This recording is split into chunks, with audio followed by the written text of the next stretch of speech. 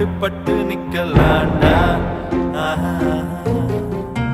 அடிச்சா வச்ச குறி சிக்கணுமையோ, குடிச்சா சமுத்திரம் மாட்டணுமையோ, நினைச்சா நினைச்சது நடக்குமல்லோ, இழுத்தா